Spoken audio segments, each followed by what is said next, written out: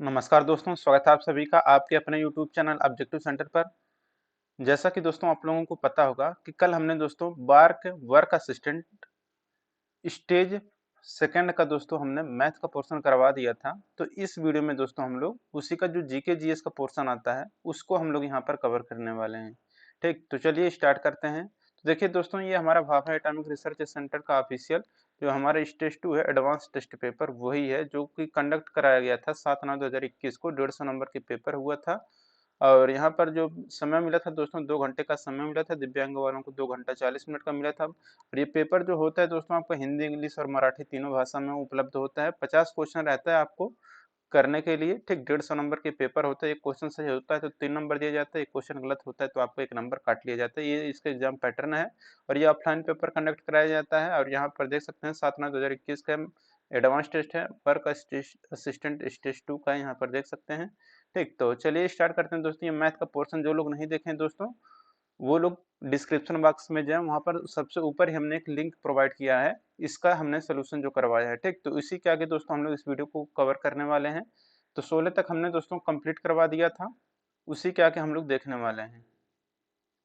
17 number का question यहाँ पर कह रहा है दोस्तों कि हवा में वाष्प की मात्रा को जिस भौतिक मात्रा का उपयोग करके मापा जाता है उसे क्या कहा जाता है। यानी कि the vapour content in the air is measured using a physical quantity called. ठीक, तो ऑप्शन देखिए आपके सामने है absolute humidity, due point, relative humidity, humidity. तो देखिए दोस्तों, हवा में वाष्प की मात्रा को जिस भौतिक मात्रा का उपयोग करके मापा जाता है उसे दोस्तों हम लोग बोलते हैं निरपेक्ष आर्द्रता। ठीक, तो निरपेक्ष आर्द्रता दोस्तों यहाँ पर हमारा करेक्ट आंसर हो जाएगा ऑप्शन नंबर ए। निरपेक्ष आर्द्रता यहाँ पर हमारा करेक्ट आंसर हो जाएगा। ठीक, तो निरपेक्ष आर्द्रता या एब्सोल्यूट ह्यूमिडिटी। अब देखिए यहाँ पर 18 नंबर का क्वेश्चन यहाँ पर कह रहा है कि for the normal human eye the near point is at, यानी कि सामान्य मानव नेत्र के लिए निकटतम बिंदु कहाँ पर होता है। ऑप्शन है 10 सेंटीमीटर, 20 सेंटीमीटर, 25 सेंटीमीटर, 30 सेंटीमीटर। तो दोस्तों ये आपको बताना नहीं पड़ेगा, आप लोगों को खुद पता होगा कि स्पष्ट दृष्टि की जो न्यूनतम दूरी होती है सामान्य मानव के लिए वह होता है 25 सेंटीमीटर। तो 25 सेंटीमीटर ऑप्शन नंबर सी यहाँ पर हमारा करेक्ट हो जाएगा। ठीक, तो यहाँ पर 18 का सी आंसर करेक्ट हो जाएगा। 19 नंबर का क्वेश्चन जो है दोस्तों कि मंडलीव के आवर्त नियम के अनुसार तत्वों के गुणे निम्नलिखित में से किसके आवर्त फलन है। तो देखिए दोस्तों, अगर आप लोगों को ये पीडीएफ चाहिए तो आप हमारा टेलीग्राम चैनल जरूर ज्वाइन कर लीजिएगा। टेलीग्राम पर हम इस पीडीएफ को डाल देंगे जिसका लिंक आपको डिस्क्रिप्शन बॉक्स में दिया गया है। या फिर दोस्तों आप लोग ऑब्जेक्टिव सेंटर, जिस नाम से ये हमारा चैनल है ऑब्जेक्टिव सेंटर, उसी नाम से दोस्तों एक टेलीग्राम चैनल भी है, उससे आप लोग जरूर ज्वाइन कर लीजिएगा। उस चैनल में हम लोग पीडीएफ प्राप्त कर सकते हैं क्योंकि हम वहीं पर पीडीएफ डालेंगे। और या फिर आप टेलीग्राम ग्रुप नाम से भी है, यहाँ पर ग्रुप भी है, आप उसमें ज्वाइन हो जाएंगे तो वहाँ पर भी आप लोग फाइल्स वाले सेक्शन में जाएंगे तो वहाँ पर ये पीडीएफ मिल जाएगा।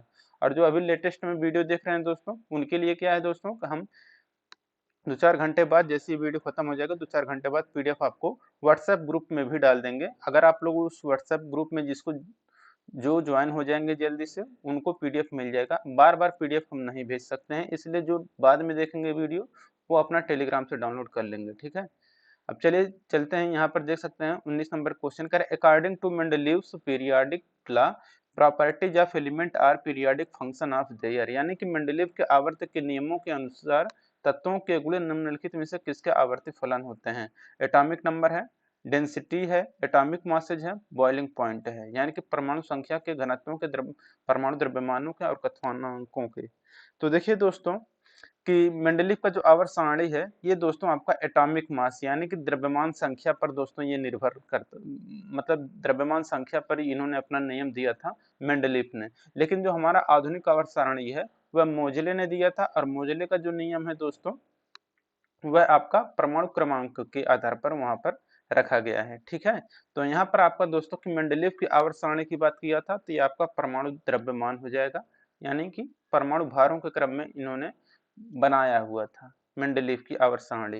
लेकिन जो वर्तमान है दोस्तों ये आपका परमाणु संख्या के आधार या परमाणु क्रमांक के आधार पर बनाया गया है, एटॉमिक नंबर के आधार पर। ठीक, देखिए 20 नंबर क्वेश्चन है कि in our galaxy the astronomical object closest to earth closest to earth ठीक, तो क्लोजेस्ट है। यहाँ पर दोस्तों पीडीएफ जिस स्टूडेंट ने हमें प्रोवाइड किया वो धुंधला-धुंधला उन्होंने फोटो खींच कर भेजा था, तो इसलिए क्या है दोस्तों पीडीएफ हमने बनाया तो धुंधला-धुंधला ही आया है। ठीक, उतना क्वालिटीदार नहीं है। अब देखिए यहाँ पर 20 नंबर क्वेश्चन है कि हमारी आकाशगंगा में पृथ्वी के सबसे निकट खगोलीय पिंड क्या है? तो देखिए हमारी आकाशगंगा में पृथ्वी के सबसे निकट जो खगोलीय पिंड की बात करेगा दोस्तों, तो हमारा चंद्रमा है। ठीक, तो 20 का दोस्तों यहाँ पर हमारा करेक्ट आंसर हो जाएगा ऑप्शन नंबर डी। अब लेकिन दोस्तों देखिए यहाँ पर पिंड की बात की है, चाहे वो ग्रह हो, चाहे वो उपग्रह हो या फिर तारा हो, ये सब खगोलीय पिंड ही हैं। इसलिए पृथ्वी के निकटतम पूछा था दोस्तों, तो पृथ्वी के निकटतम आपका जो है वह आपका उपग्रह है चंद्रमा। पृथ्वी का जो उपग्रह है चंद्रमा वही उसका खगोलीय पिंड हो जाएगा सबसे निकटतम का। ठीक, लेकिन अगर ये बात कह देता कि पृथ्वी के निकट सबसे निकटतम ग्रह कौन सा होता, तब आपका शुक्र होता, लेकिन यहाँ पर खगोलीय पिंड की बात की है इसलिए यहाँ पर चंद्रमा होगा। इस बात को आप लोग जरूर ध्यान में रखिएगा। ठीक, तो खगोलीय पिंड की बात किया है तो यहाँ पर पृथ्वी के सबसे नजदीक में है आपका चंद्रमा पड़ता है, लेकिन अगर यही बात कर देता कि सबसे नजदीक ग्रह कौन सा है तो शुक्र, लेकिन सबसे नजदीक पृथ्वी के तारा कौन सा है तो हो जाता आपका सूर्य। ठीक, तो इस बात को जरूर ध्यान में रखिए। बृहस्पति जो है दोस्तों यह सबसे बड़ा ग्रह है। ठीक, अब देखिए अगला है क्वेश्चन हमारा 22 नंबर का, निम्नलिखित में से कौन से एक अन्य तीन से भिन्न है? यानी कि आपको 8 चूज करना है, वोल्ट मीटर, एमीटर, थर्मामीटर और गैल्वेनोमीटर। तो दोस्तों आपको ऑप्शन सही दिख रहा होगा दोस्तों कि आपका जो वोल्ट मीटर है ये आपका इलेक्ट्रिक से संबंधित है, अमीटर जो होता है ये भी आपका इलेक्ट्रिक से संबंधित है, गैल्वेनोमीटर भी ये भी आपका इलेक्ट्रिक से संबंधित है, थर्मामीटर आपका दोस्तों टेम्परेचर नापने का कार्य करता है, ये आपका भिन्न है। तो दोस्तों यहाँ पर हमारा करेक्ट आंसर क्या हो जाएगा? Option number C. ठीक, तो ऑप्शन नंबर सी यहाँ पर हमारा करेक्ट हो जाएगा। थर्मामीटर हमारा क्या है? वोल्टमीटर, एमीटर और गैल्वेनोमीटर से ये हमारा भिन्न है, क्योंकि वोल्टमीटर, एमीटर, गैल्वेनोमीटर ये सब इलेक्ट्रिक इंस्ट्रूमेंट हैं। ठीक, 22 नंबर क्वेश्चन है, the frequency of AC voltage V use in home is. हमारे घर में जो धारा या इलेक्ट्रिक करंट या वोल्टेज यूज की जाती है उसकी आवृत्ति कितनी होती है? तो देखिए घर में हमारे द्वारा उपयोग किए जाने वाला जो एसी वोल्टेज की आवृत्ति होती है दोस्तों, वो होता है हमारा 50 हर्ट्ज का। ठीक, तो 50 हर्ट्ज यहाँ पर आपका करेक्ट आंसर हो जाएगा। 23 नंबर क्वेश्चन है, the wavelength of red light is. लाल प्रकाश की तरंग दैर्घ्य कितनी होती है? तो देखिए लाल प्रकाश की तरंग दैर्घ्य जो होती है दोस्तों वह होता है आपका 700 नैनोमीटर। ठीक, तो यहाँ पर आपका बी आंसर करेक्ट हो जाएगा 700 नैनोमीटर। तो लाल प्रकाश की जो तरंगदैर्घ्य होती है 700 नैनोमीटर होती है। 24 नंबर क्वेश्चन है, कैल्शियम और आयरन के पूरक के रूप में उपयोग किए जा सकने वाले लवण किससे प्राप्त किए जाते हैं? यानी कि salt which can be used as supplement of calcium and iron are obtained from. ठीक, तो ऑप्शन है आपके सामने, carbonic acid, acetic acid, citric acid, gluconic acid. तो देखिए कैल्शियम और आयरन के पूरक के रूप में उपयोग किए जा सकने वाले लवण जो प्राप्त किए जाते हैं दोस्तों, वह प्राप्त किए जाते हैं आपके ग्लूकोनिक एसिड से। ठीक, यहाँ पर आपका करेक्ट आंसर जो होगा दोस्तों वह आपका ग्लूकोनिक एसिड हो जाएगा। ठीक, तो ग्लूकोनिक एसिड यहाँ पर करेक्ट आंसर हो जाएगा। अब देखिए यहाँ पर है दोस्तों 25 नंबर का क्वेश्चन, यहाँ पर देखिएगा थोड़ा धुंधला दिख रहा है। अब इसमें कर क्या सकते हैं, कह रहा है a kind of pollution that causes genetic changes is. यानी कि एक प्रकार का प्रदूषण जो अनुवांशिक परिवर्तनों का कारण बनता है वह क्या है? ऑप्शन है रेडियो एक्टिव वायु, जल और मिट्टी, यानी कि रेडियो एक्टिव एयर, वाटर और सॉइल।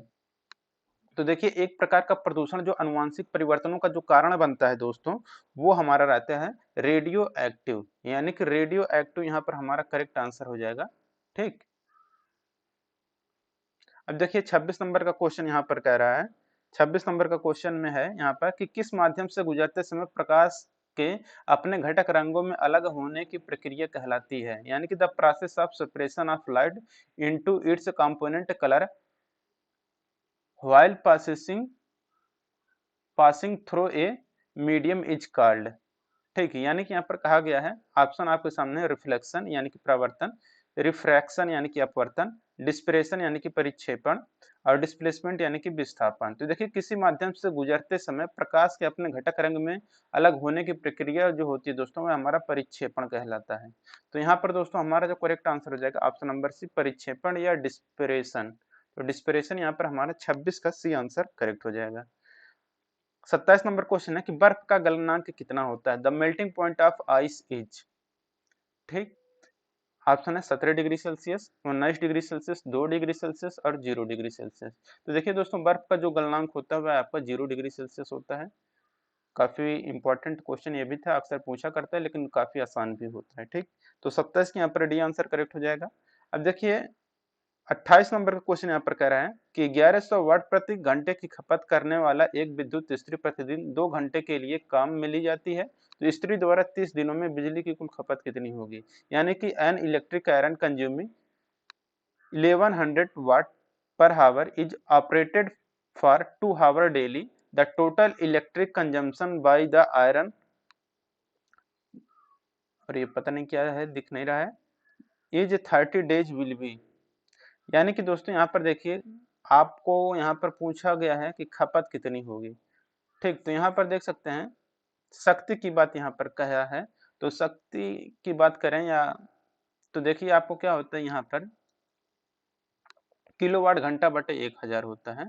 तो वाट यहाँ पर देखिए 1100 वाट दिए हैं, घंटा कितना है 2, इसके बाद दिन कितना है दोस्तों 30 दिन है, बटे हम लोग क्या कर देंगे 1000 कर देंगे, ठीक। तो यहाँ पर देखिए आपको क्या निकल कर आ जाएगा, 2 से 2 जीरो ये कट जाएगा, ठीक। अब यहाँ पर देखिए आपका, सॉरी ये 13 नहीं है, ये आपका 30 है, ये 30 है। अब ये देखिए इस जीरो से ये नीचे वाला जीरो कट जाएगा। अब देखिए यहाँ पर हमारा बचा क्या, हमारा बचा है यहाँ पर 11 बचा है, तो 11 का गुणा 2 में हो जाएगा और 2 का गुणा जब 3 में होगा तो 11 दूना 22, 22 तिया 66, यानी कि ऑप्शन नंबर हमारा क्या आ जाएगा दोस्तों, ऑप्शन नंबर बी आ जाएगा यहाँ पर, ठीक। तो खपत जो होगा हमारा 66 किलोवाट का खपत होगा। 29 नंबर क्वेश्चन है, the device use to convert mechanical energy into electrical energy is called. यानी कि यांत्रिक ऊर्जा को विद्युत ऊर्जा में बदलने के लिए प्रयुक्त होने वाले उपकरण को क्या कहा जाता है? विद्युत मोटर, विद्युत जनरेटर, सौर पैनल, विद्युत इंजन। तो देखिए यांत्रिक ऊर्जा को विद्युत ऊर्जा में बदलने के लिए प्रयुक्त होने वाले उपकरण को दोस्तों हम लोग बोलते हैं विद्युत जनरेटर, ठीक। तो विद्युत जनरेटर यहाँ पर ऑप्शन नंबर बी करेक्ट हो जाएगा। जो यांत्रिक ऊर्जा को विद्युत ऊर्जा में बदलता है वो हमारा विद्युत जनरेटर होता है, और जो विद्युत ऊर्जा को यांत्रिक ऊर्जा में बदलता है वो हमारा मोटर रहता है, ठीक। तो 29 के यहाँ पर दोस्तों हमारा बी वाला आंसर करेक्ट हो जाएगा। अब देखिए यहाँ पर 30 नंबर का क्वेश्चन है, the melting point of substance decrease when the pressure is. पदार्थ का गलनांक कम होता है जब दाब क्या होता है? Increase, decrease, kept constant, released. तो देखिए जब पदार्थ का गलनांक कम होता है जब दाब को घटाया जाता है, तो 10 के यहाँ पर यहाँ पर सॉरी 30 का जो आपका करेक्ट आंसर हो जाएगा वो आपका हो जाएगा डिक्रीज, ठीक। तो यहाँ पर घटाया जाता है, आपका करेक्ट आंसर हो जाएगा। 31 नंबर का क्वेश्चन यहाँ पर कह रहे हैं कि the chemical formula of common salt we used in our food. यानी कि हमारे भोजन में उपयोग किए जाने वाले साधारण नमक का रासायनिक सूत्र क्या है? तो नमक का साधारण सूत्र दोस्तों वही होता है सोडियम क्लोराइड, यानी कि NaCl यहाँ पर करेक्ट हो जाएगा, ठीक।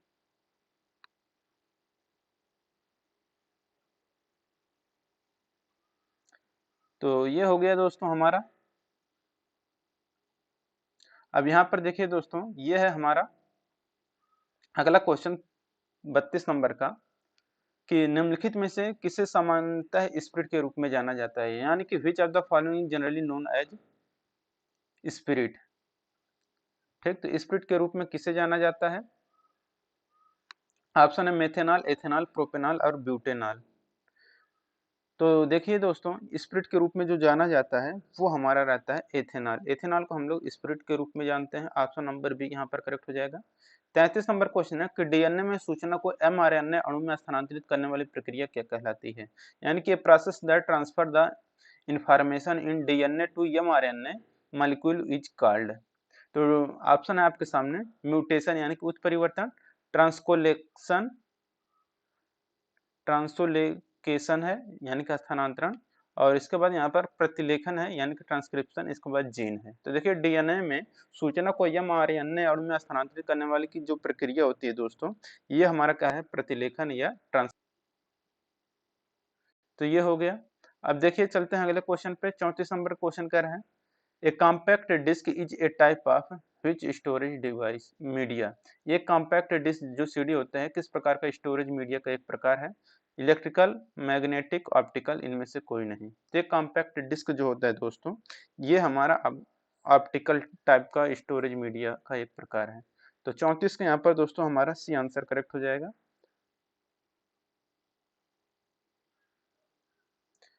अब देखिए दोस्तों यहाँ पर 35 number question, which of the following is not correctly matched, निम्न में से कौन सा सही सुमेलित नहीं है? तो देखिए दोस्तों जो लैरी पेज हैं ये आपके गूगल से संबंधित हैं, ठीक, ये सही है। शेरिल सैंडबर्ग जो है ये आपके फेसबुक से संबंधित हैं। सत्या नाडेला माइक्रोसॉफ्ट से संबंधित हैं, लेकिन जो दीपक पारेख हैं ये एच। अब यहाँ पर देखिए ये आपका हो गया 35 नंबर का क्वेश्चन। अब देखिए अगला है 36 नंबर क्वेश्चन, निम्नलिखित में से कौन हार्मोन का उत्पादन नहीं करता है? तो हार्मोन का उत्पादन देखिए जो दोस्तों नहीं करता है वो कौन सा है? विच of the following does not produce hormone, तो हार्मोन का उत्पादन नहीं करता है दिल, गुर्दा, जठरांत्र संबंधी मार्ग, इनमें से कोई नहीं। तो यहाँ पर दोस्तों आपका जो करेक्ट आंसर हो जाएगा वो होगा ऑप्शन नंबर डी, इनमें से कोई नहीं।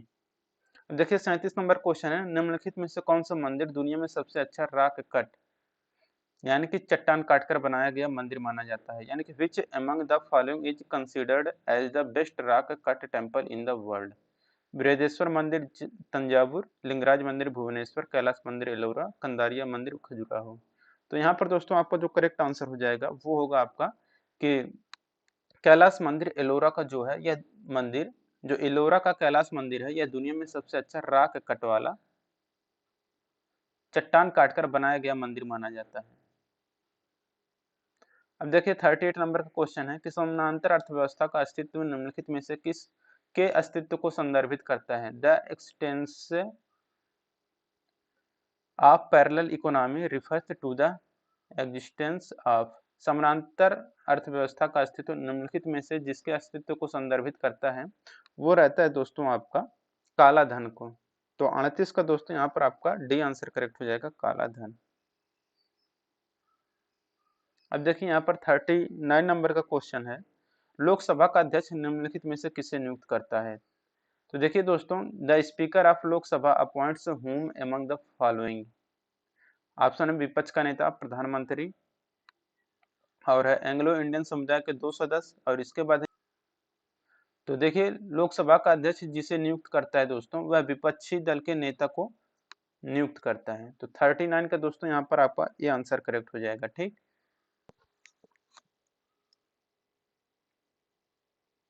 तो देखिए 1940 में व्यक्तिगत सत्याग्रह आरंभ करने वाले पहले जो सत्याग्रही के रूप में जो चुना गया था दोस्तों वह किसे चुना गया था? यह चुना गया था दोस्तों आपके जो थे आचार्य विनोबा भावे, इनको चुना गया था, ठीक।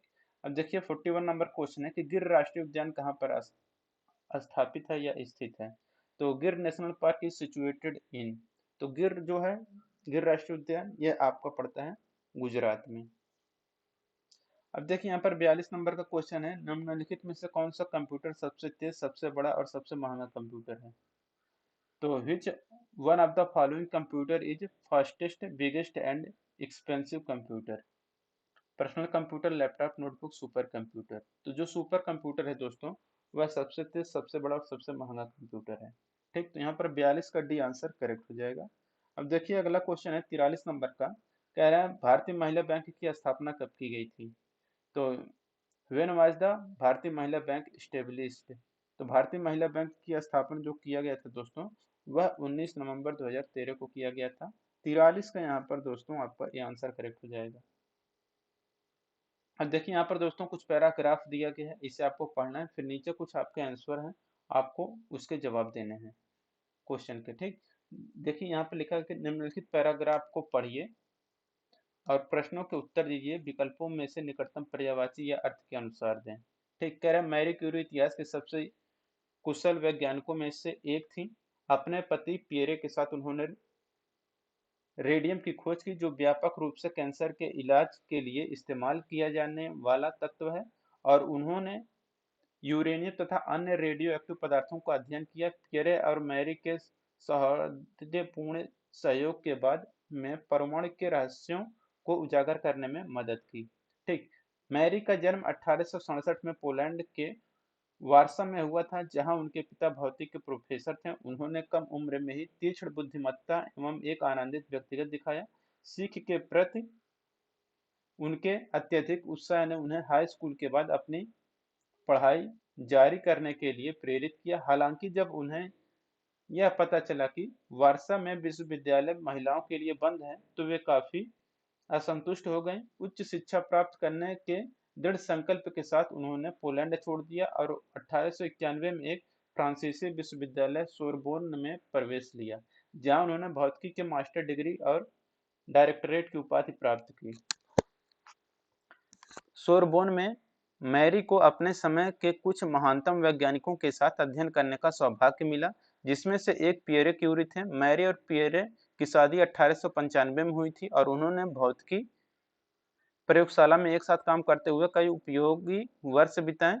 और रेडियम की खोज के कुछ ही समय बाद पियरे को 1906 में एक घोड़े द्वारा खींचे जाने वाले वैगन द्वारा मार दिया गया और मैरी एक भयंकर दुख से स्तब्ध रह गईं और उन्हें हृदय विदारक पीड़ा सहन करनी पड़ी। इसी निराशा के दौरान उन्होंने पियरे के साथ घनिष्ठ संबंध और वैज्ञानिक अनुसंधान में उनके द्वारा साझा किए गए आनंद को याद किया। इस सच्चाई ने उनकी पीड़ा को और बढ़ा दिया कि उन्होंने अपनी दो छोटी बेटियों का पालन पोषण अकेले ही करना था।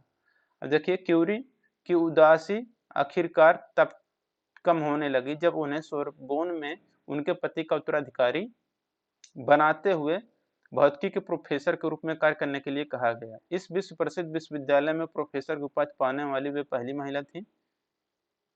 1911 में उन्हें रेडियम को पृथक करने के लिए रसायन विज्ञान में नोबेल पुरस्कार मिला। हालांकि अंततः मैरी क्यूरी को लंबे समय तक रेडियम संपर्क में रहने के कारण एक घातक बीमारी का सामना करना पड़ा, लेकिन उनका कभी भी अपने काम से मोहभंग नहीं हुआ। परिणामों के बावजूद उन्होंने स्वयं को विज्ञान और भौतिकी दुनिया के रहस्यों को उजागर करने के लिए समर्पित कर दिया था। तो वही चीज़ दोस्तों इंग्लिश में है।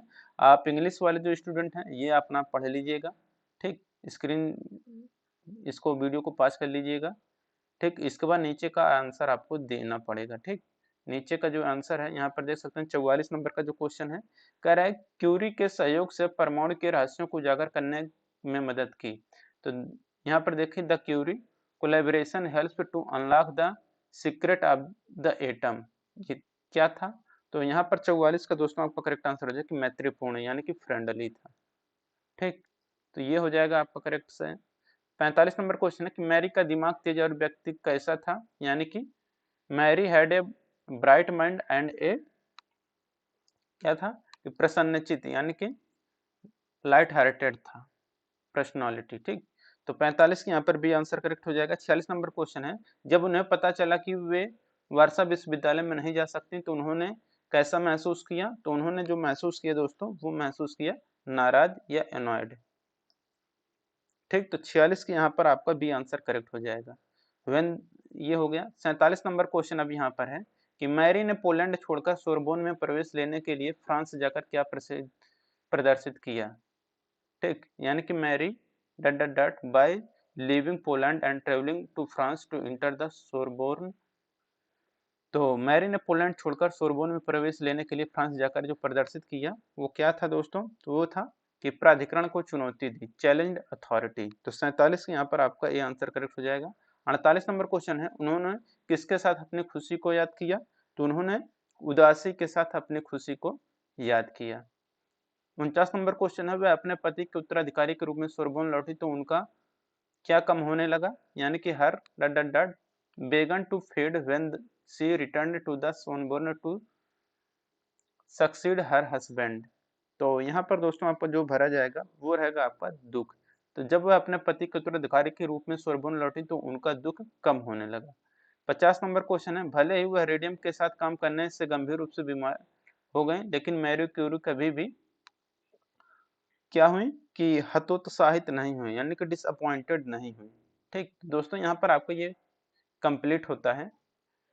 तो अगर ये वीडियो आपको अच्छा लगा हो तो वीडियो को लाइक करिए, अपने दोस्तों के साथ शेयर करिए और जो लोग व्हाट्सएप ग्रुप में या फिर टेलीग्राम चैनल से नहीं जुड़े हैं वो लोग जुड़ जाएं, ठीक। वहाँ पर बार्क से रिलेटेड आपको बहुत सारे स्टूडेंट मिलेंगे। तो वीडियो अगर अच्छा लगा तो वीडियो को लाइक करिए, अपने दोस्तों के साथ शेयर करिए। मिलेंगे नेक्स्ट वीडियो में। Thank you.